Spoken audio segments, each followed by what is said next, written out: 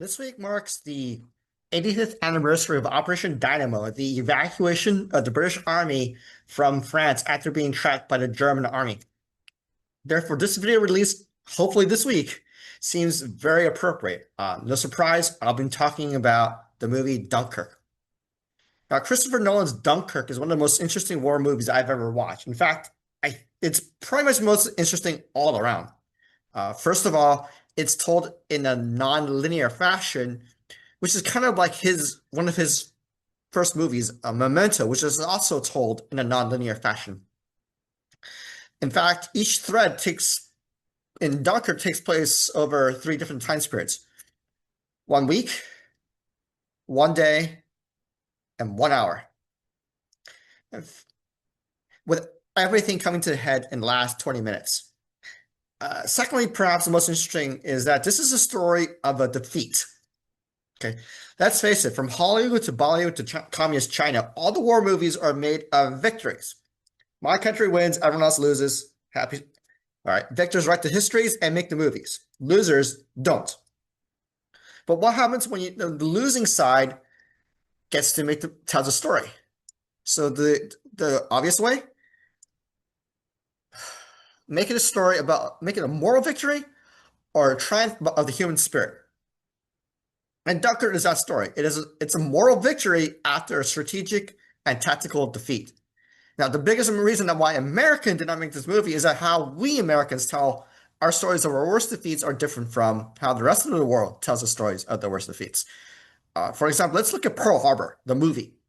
On that day that will live in infamy, Michael Bay made it a love triangle, big explosions, and ends with a victory called the Doolittle Raid. Dunkirk does not have any of that. So quick background. In May 1940, when World War II was just 9 months old, this is when Dunkirk, this is when the events of Dunkirk happened. Okay. War was declared on September 1st, 1939, but in the West, neither the Allies or the Nazi Germany made any major moves. To the east, Germany had invaded Poland and was consolidating its gains. And after it was done, it's turned its eyes westwards and northwards. Okay. Meanwhile, the British Army had sent what they call the British Expeditionary Force, or the BEF, to northern France. And they were actually following the exact same game plan for World War One. If Germany were to invade France, they would have to go through neutral Belgium and Holland. Well, all that changed because of one plane crash in 1940.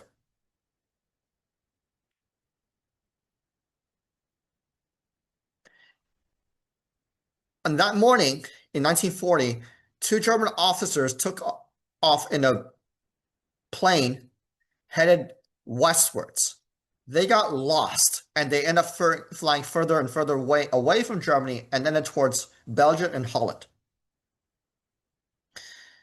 Major Erich Hemmings to the left and Major Helmut Reinberger to the right boarded this BF-109 plane. It was supposedly a routine flight. Okay. But because the day was foggy, that's why humans had gotten lost. Right? Remember, this is before GPS, this is before uh, you know, radar. You had to if you flew in a seat of pants with your compass, a map, and a heading. Okay. Now, one of the craziest things that was almost an accident. Somehow, in his, I guess, panic, Hermans, who was flying the plane, accidentally turned off the fuel. Now, in a cramped cockpit, it's kind of very easy to kind of mistake one lever for another, especially if you're lost and under pressure. I mean, who hasn't accidentally flipped the wrong radio station and accidentally caused a collision? Well, fortunately for the two officers, they survived the plane crash.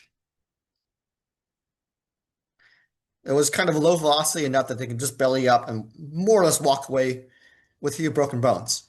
And that would be just kind of like another story of a plane getting lost, pilot getting disoriented, and having to crash land in a different country.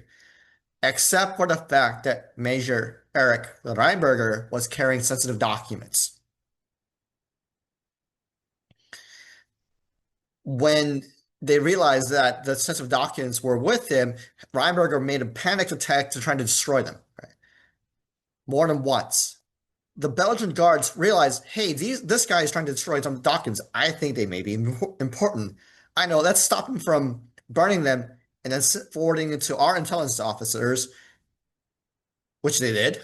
And they had forwarding to the British intelligence officers, which they also looked at. When they realized what was missing, Hitler blew his stack.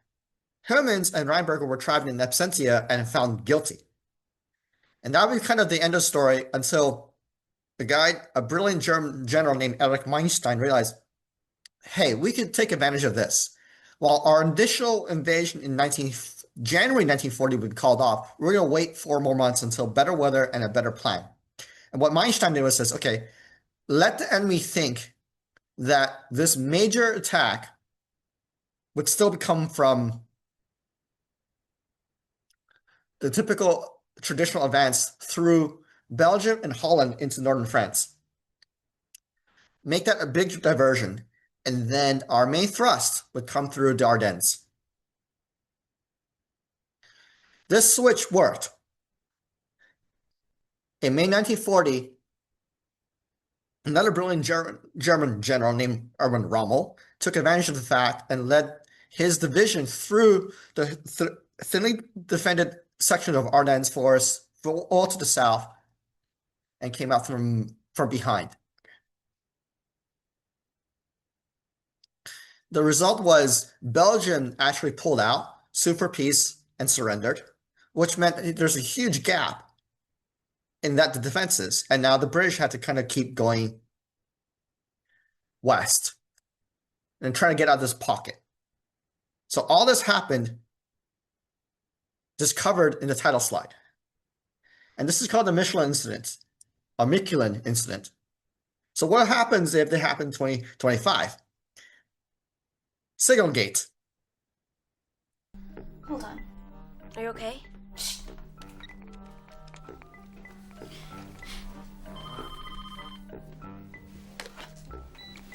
Hello?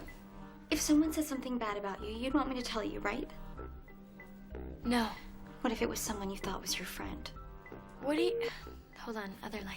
I'm not taking this anymore. Good for you, Gretch. Hello? Let's go out. Okay, hold on, I'm on the other line with So as you can see, wars are visual. The wars require maps, and that's why you can see Dunkirk is kind of just across the Straits of Dover for about 40 miles away.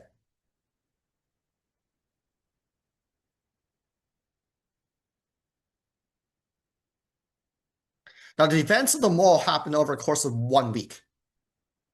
We begin with our British soldier, who's known only as Tommy. Well, it kind of makes sense because the British soldiers were typically called Tommies.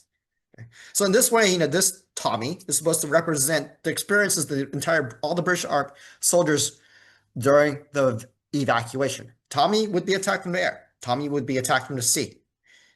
Tommy would experience the feeling of being trapped and being on the losing end of the war. So in this thread, I saw there's certain interesting points that I want to talk about. First, the weather. Now, the events of this week, the weather is shown in reasonably good weather. The sun is shining, except for this one scene where the beach is covered with a wet substance, which is possibly snow. Other than that, the sea state was depicted as calm. Well, that's cool, except weather and rains persist well into July.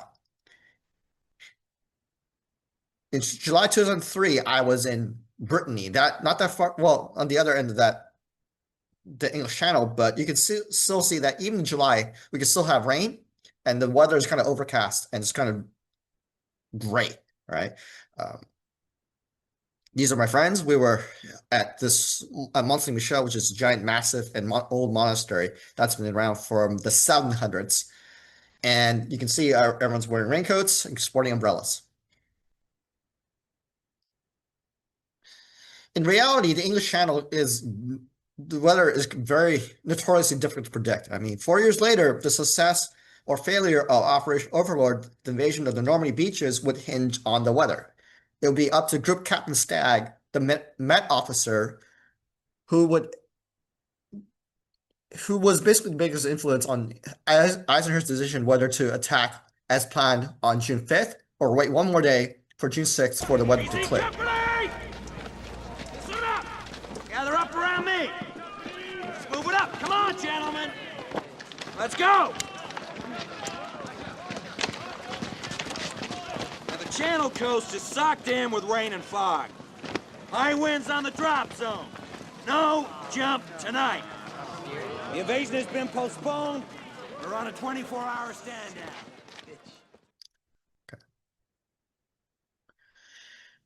Now, when the British officer played by Cillian Murphy told the waters after the ship was torpedoed to remain calm because the water would be warm and calm, that's only half the truth, right? The waters might be calm, but they're not warm. Don't forget, late May English Channel can still be cold, right? You can still see even July, some of us still have to wear jackets. Okay? Nevertheless, the weather was well in favor of the British that week. First, there were no late storms. Secondly, there was a cloud cover that prevented the Luftwaffe from attacking. Third, the sea states were actually calm enough for the ships to sail, which is a huge important part coming for the next section, which is when we get to that part. Now, the other thing that was kind of controversial for me was the attack of the hospital ship at the very beginning of the movie, right? So under the Geneva Convention, under the Hague Convention, which predates World War I, actually, under those conventions, hospital ships with a clearly marked Red Cross were not to be attacked. And that would be considered a war crime. And that was the law at that time in 1940. But in practice, it can be difficult to enforce that law, because especially at night, when ship flags were not easily seen, hull markings are not easily seen. In bad weather, you can't see anything. It's like a pea soup. It's just for night attack to try to enforce that law, especially those hospital ships sometimes are converted passenger liners or freighters so that you can't tell whether it's a hospital ship or a freighter carrying war material. Okay. But because in this movie, the attack was in broad daylight, I can make a clear case this is a war crime.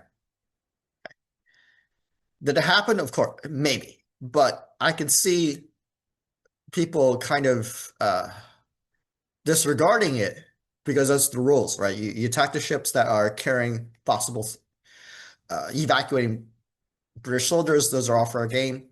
And certainly there's another evacuation where another ship was, which was a converted freighter or liner, got hit from the air. So this is not beyond the realm of reason, but if it's clearly marked from the top, that's problematic for me. Okay, now the rest of Tommy's Essentials, I think it just could be a little more sensationalized. As far as I know, there was no conveniently abandoned fishing vessel. There's a scene where they found a whole bunch of group of soldiers realized, hey, we can float to sea if we shelter in this abandoned fishing vessel, and then when the high tide comes, we just go to sea. Never mind, we have no propulsion, as long as we get off the beach. I don't think that happened. Maybe if it did, it's a stretch, maybe stranger than fiction, right?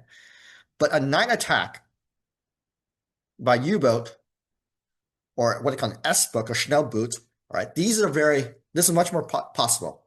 During the Operation Dynamo, the Schnellboots with these torpedo boats, fast torpedo boats could come in, shoot a few random torpedoes from maximum range, and then hightail out, and then none would be wiser because no one could see them at night, because you can see how they have very low visibility, at night, especially without radar. There's hardly anything. It's not very easy to be seen. Even with radar, I mean, they can, with such a low profile, the waves and other clutter can kind of, early radar can kind of make it a false return, or you can't just see it. Nowadays, it's much clearer, but back in 1940s when radar was still very not as miniaturized as it is today, it's kind of it's a completely different story. Okay. Now, we do know that the Kriegsmarine did employ U-boats to attack and lay mines. So other light units, like this, it's completely within realm reason that the mine layer they were sheltering on towards the first third of the movie, could have been sunk that night because of this. Now, you had to look at the actual war records to see if anything like that did actually happen. But within the movies, within the creative licenses that you can take, that's possible.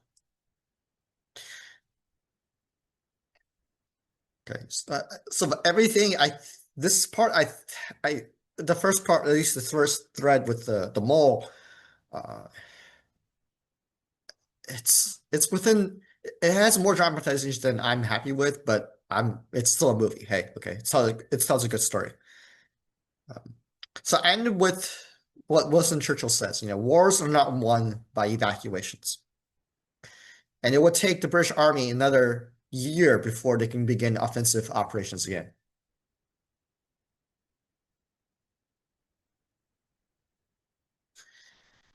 Now, the sea thread, according to the plates, it just says 1 day.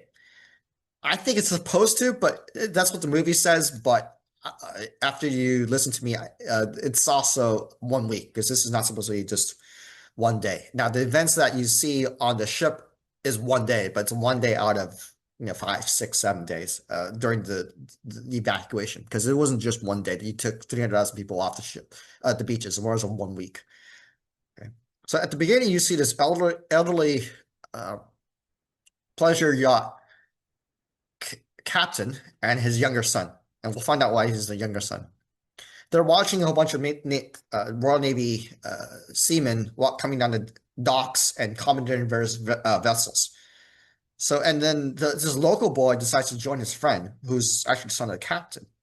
He is either too young or medically disqualified to join the British forces, but he still wants to contribute. Okay.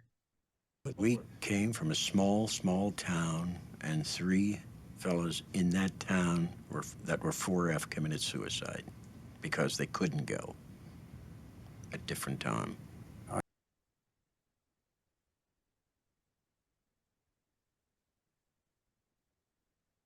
Now, the problem with this scene is that it looks like a very impromptu snap decision that came out hours before, hey, let's grab all the ships we can. So in reality, what you're seeing is the movie is actually the implementation of a plan made months before. In his book Miracle Dunkirk, Walter describes that the British Admiralty at the beginning of war had already kind of become compiling a list of every available shipping vessel, kind of from the southwest end of England all the way to the Straits of Dover. In fact, this is kind of nothing new. Even during World War I, the British Admiralty had done the same thing, where they had, to use a modern term in an ancient way, they had crowdsourced. They had asked a whole bunch of civilian yacht owners and pleasure craft and fishermen kind of keep an eye out on U-boats. And they've been doing that since 1915. So they kind of know, hey, we don't have, even though we have a big fleet with a couple hundred ships, we don't have enough small ships to do surveillance and just watching for German U-boats. So that's how they end up kind of crowdsourcing this. So when Admiral Bertram Ramsay, who was given responsibility to evacuate troops, the Admiralty had already started calling the week before, even just before the evacuations. Hey, who's available? Which ships are available? So they in short form, they would call the owners: A, where are you docked? B, what's the condition of your ships? C, how much can you carry? And D, when are you ready to go?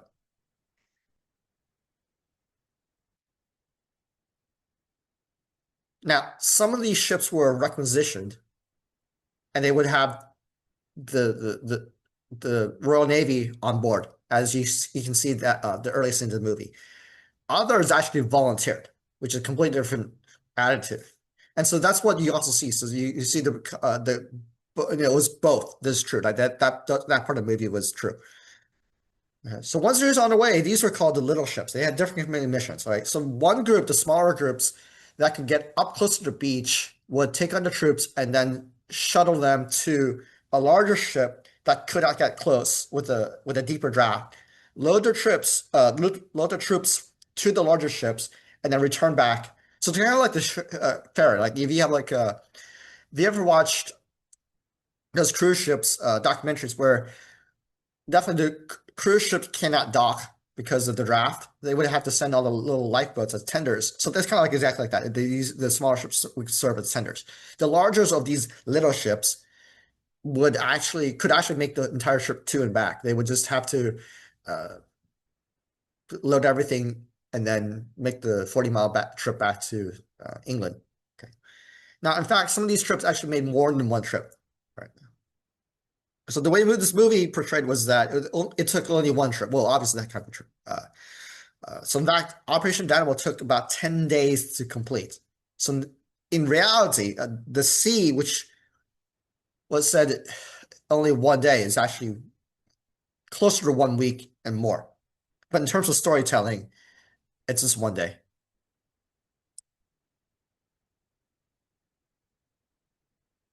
Like the mole and the sea, the events of the era are supposed to be represented of the RAF during Operation Dynamo. And more than once, the ground units wondered just what the RAF was doing and where they are. Hey, where were you? Well, the answers they give at the beginning was true. Right? And you can also listen to it in the Battle of Britain movie. They are husbanding the resources for the next battle. And then to a nod to the original Battle of Britain, Sir Michael Caine appears in Dunkirk. Now, he does not appear physically as an actor, but he does give the voice of Fortis leader, the little element lead. In the movie, you see a three-ship element called the Vic formation, which is correct. All right, most people today flies what do you call finger four. Back then, Britain had only the V formation, the Vic.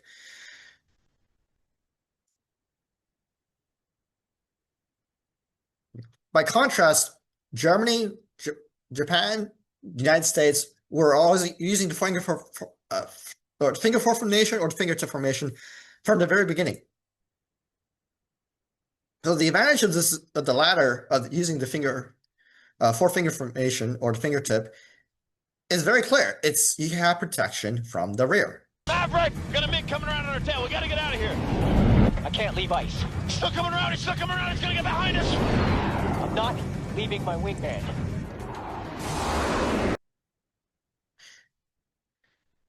And that's what happens in the movie.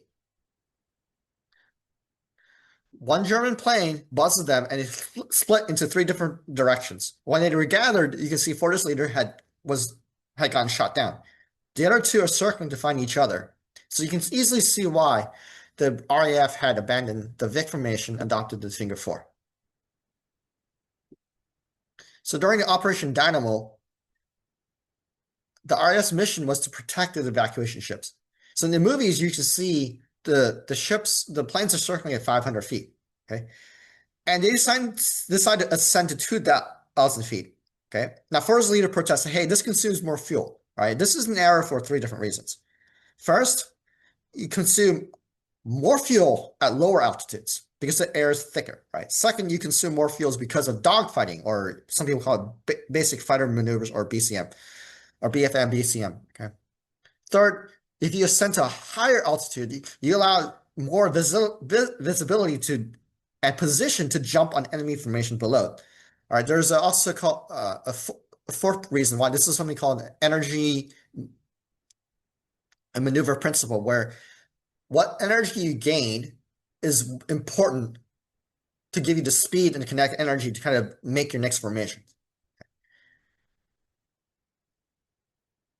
So remember, BFM was kind of well developed. I mean, even as early as World War I, right? But one tactic is always attack from a higher elevation, preferably with the sun behind you. That way, the sun blinds your target if he's trying to look at you. Okay. Secondly, today's tactics are very similar to what they have. It's just we do it faster, and people see it from further away. Okay. Now, at the higher altitude, the Spitfires will be able to gain the necessary advantage against the slower moving bombers, especially look down and you can shoot down. Lastly, the issue of fuel was critical. We know about the metric of miles per gallon, and so we track them on our phones. Our onboard computers display our miles per gallon. However, there's a metric that we don't think about, which is the inverse, gallons per mile. Before the use of drop tanks, RAF and USAF fighter planes were very limited in range and flying time. And the same with the Luftwaffe. Okay. Pilots had to routinely check their fuel gauge. Right. So when Fortis 3's fuel gauge was damaged in air attack, he had to rely on his wingman's calculations. He asked them, hey, how much do you have? I have 68 gallons. Okay. Based on that, he did an inverse calculations quickly and said, okay, I have about 40 minutes left. If both of them topped up before leaving the base, then both of them could have about the same amount of fuel, so he can make the best guess. Okay. Now, running out of fuel at a critical moment would be a disaster. So, as Pastor Andrew said once, ladies, please do not run your car until E. Okay. Watching it, most of the scenes in the Dunkirk are, I'd say, mostly correct. There are certain things as I said earlier, I just kind of took a little of nitpick as that.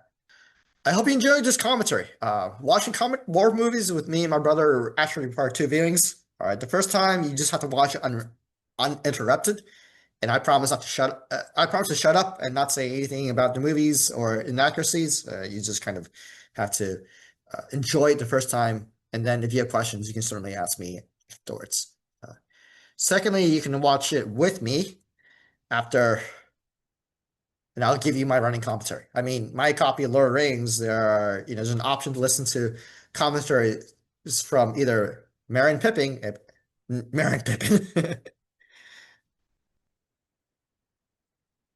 but especially Vex teams, or you can listen to Peter Jackson, Fran Walsh, and Philippa Boyens. Okay. I hope you enjoyed this video. Thanks for watching the Skinny Files.